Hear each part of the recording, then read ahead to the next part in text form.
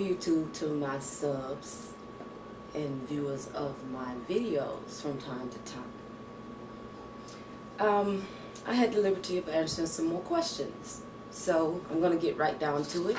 I typed them out and printed them out, and I did respond to these questions, so I typed down, and I'm going to be reading exactly what my responses were to these questions. Okay.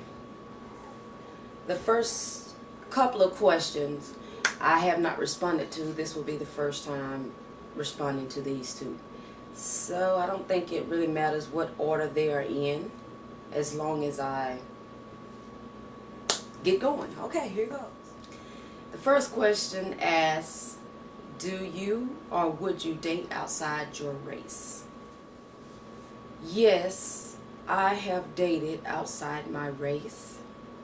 And if I was single, it wouldn't be a problem as to why I wouldn't ever again. The race of the person doesn't matter to me. He can be plaid, paisley, it doesn't matter. As long, just a figure of speech there. I don't know if anybody is plaid or paisley, but regardless, yes, to answer that question, yes, I would, and I have. But right now, I'm not single, so no, I wouldn't date any man right now because I'm already dating a generous and lovely man. Okay, the next question. Does size matter? Once again, from my point of view, size really doesn't matter, but upon thinking about this question, if the man has a nice size, and I've been dating him or we've been in a relationship for a while, I don't think that I could handle something smaller than what he has. I hope that answers your question. So, yes, at a certain point, size does matter to me. Moving on. Why do most humans have straight hair and blacks have curly, woolly type hair? I'm going to elaborate on that question, more of what this person said. Let me pull it up. And they said, explain in terms of revolution. Well, I gave it my answer. Told them that most humans don't have straight hair, some do. And some because they straighten it with chemicals or other straightening methods. And not only blacks have curly hair or woolly type hair. Other races, Caucasian, Asian, etc., have curly or woolly hair. I've seen many curly, woolly haired Caucasians. Your hair texture is dependent on the size of your hair follicle. Follicles that are oval produce the curly hair texture. Tightly coiled hair is due to the nearly flat follicles. The dryness, African hair produces more oils than Caucasian and Asian hair. But because the curls are tight, the oil can't spread evenly throughout the hair shaft. Curly, woolly hair comes about depending on the size and shape of your hair follicle. Next question. This young lady asks, why does my mom hate me? What did I do? And I'm going to elaborate on what she said in this question, because I think she's explaining what she's talking about. She said, I'm only child living with my mom and my uncle who can get a job. I don't have a dad. My mom makes me do almost everything, like I clean the dishes, I put away the dishes, I take out the trash, I put a new bag in the trash can, I pick up dog poop, I feed the dog, I give the dog water, I vacuum, I dust, I put away all my clothes, I unpack the toilet paper in both my and my mom's bath, I water the plants, and I feed myself. And all this time my mom is on the couch watching TV, telling me that I never do anything. And when I wake up late on weekends and my mom takes out the trash, unloads the dishwasher, and I get up and ask her if she can help me do something, she yells saying, "Hey, I just took out the trash and did the dishes." I am hot and sweaty and tired, and that isn't even half of what I do. And I do that stuff every day.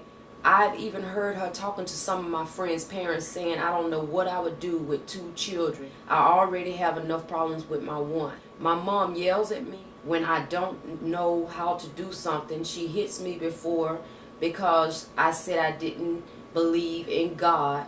I live in the U.S. We have the right to believe in what we want. My response to this person, it sounds like depression to me. Your mom does not really hate you. My advice would be to seek help. Seek a counselor that can probably come in and mediate. Or, you know, she's so depressed and she don't realize it because she doesn't realize that she maybe realize that she is depressed. Depression does that to people. Depression, I'm going to put it like this. Depression makes you get in a position as to where you don't want to leave the house. You don't want to be around people. You complain about any and everything. In your mind, you're doing it all and no one is helping you. So it sounds like she's depressed, and if you really want to try to solve the problem, I would call a counselor and get some advice, and maybe that counselor will possibly try to talk to your mother, because your mother doesn't hate you. Last question. Should I say anything to my father who offered to buy a car for my niece and not my daughter? Give you a rundown of the question, explaining what she means by this question. She starts off by saying, "My father is such a hypocrite. He always goes around bragging about how he is so fair with my sister and I, but nothing could be further from the truth.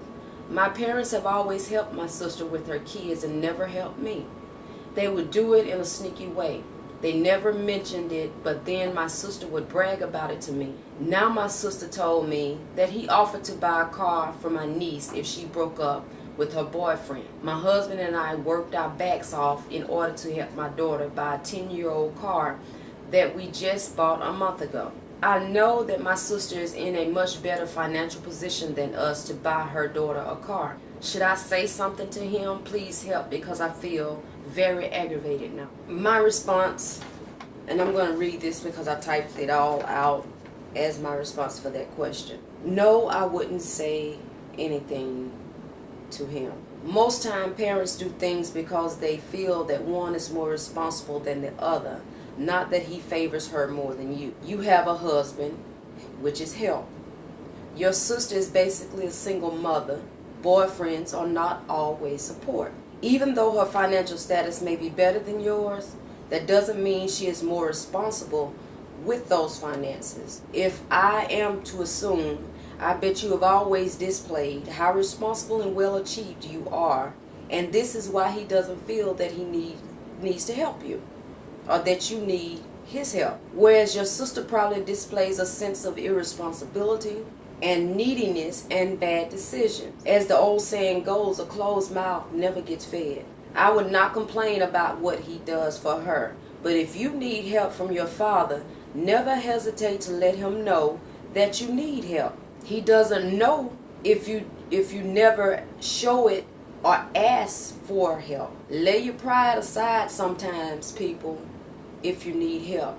I am the worst. I got to be really, really, really in a bad situation before I would just break down.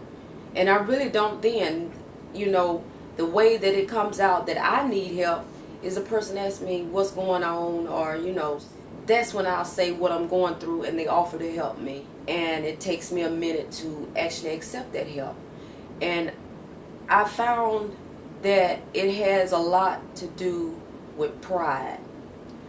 We want to show, mainly our relatives, that we are so responsible and so well achieved that when we get in a position to where we need help, we don't want to ask for it, or we don't want anyone to know what we're going through. A closed mouth never gets fed.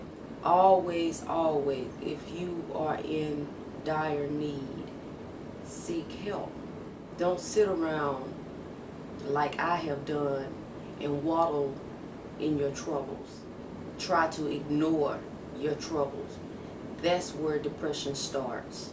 Instead of you releasing all of this and talking about it, holding it in, and it just keeps building and building and building and building and building. I hope that my answers helped you all that asked these questions. Until next time, I holla.